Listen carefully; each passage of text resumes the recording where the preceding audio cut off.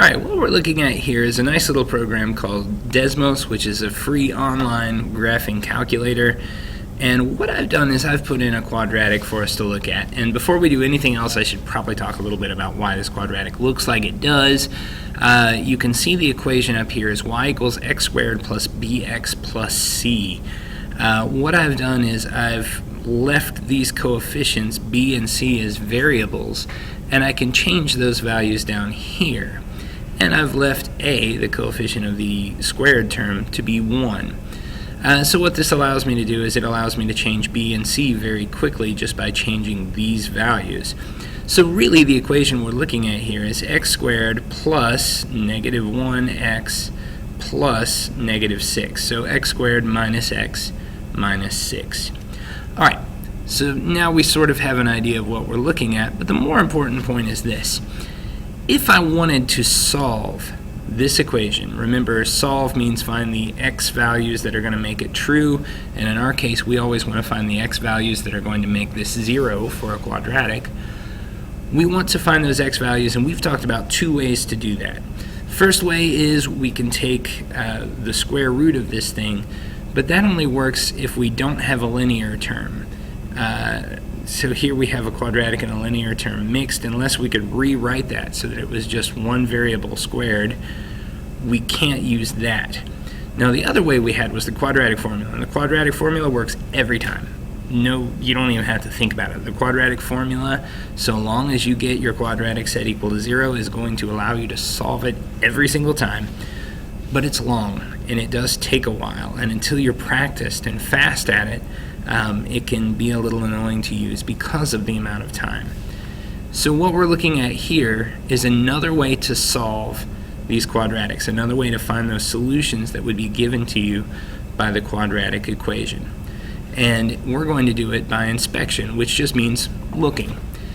So what we need is the graph of this, and that's what you see right here. We've got the graph of this equation. And what is really so neat about this is that we can actually find the solutions to this equation simply by looking at the graph. And here's what we're going to look for. We want the x-intercepts of this graph. And remember, the graph is the parabola shape that you see there. The x-axis is this line that goes this way. And we want the place where the two cross. So we follow this down until it crosses the x-axis, and it does so right there at the point -2, 0.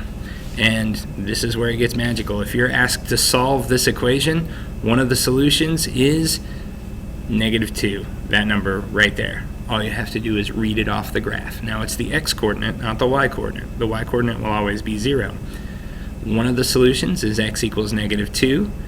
The other solution is x equals 3. The x-intercepts, where it crosses the x-axis, where this graph crosses the x-axis, those x values are the solutions to your equation.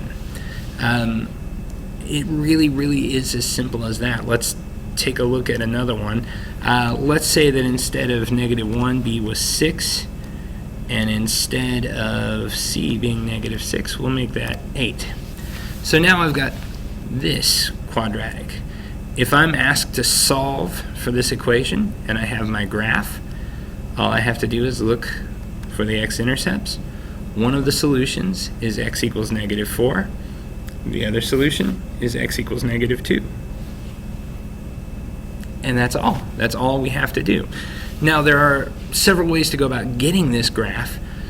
We can graph it by hand, or you can put it in a calculator, or you can even go to desmos.com and type it in just like I've done here, and it will read off those x-intercepts for you. That's maybe the easiest one. You can just put that right into your iPad. So long as you can get the graph of this, you're good to go. Now if you want, I can show you how to do this. I can personally show you how to do this on your TI-84s. It has a way for you to get those solutions from there as well. But again, all you have to do is get the graph of whatever equation you're trying to solve, and the x-intercepts will tell you the solutions to that. So let's look at one more. Let's go with x squared minus 6x plus 5. And so here, if we want the solutions to this equation, we just read them right off the graph. One solution would be x equals 1. The other solution would be x equals 5. Simple as that. Now, if you'll think back too, this is pretty neat. When we solved using a square root, we said our quadratic can have 2 solutions, 1 solution, or no solution. And then when we solved using the quadratic formula, we said we could use the discriminant and determine if it was going to have 2 solutions, 1 solution, or no solution. You can tell that by looking at the graph as well. So I'm going to take this slider and just play with B, move this thing up and down.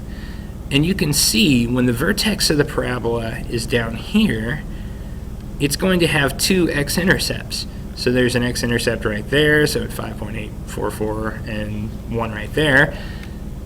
So anytime it has 2 x-intercepts, it's going to have 2 solutions. There's one, there's the other. Simple as that. We can also change this thing so that it just touches the x-axis like that. So if it turns out that the vertex is on the x-axis, you're only going to have one place where it crosses, and so you'll only have one solution. But you can also have this happen.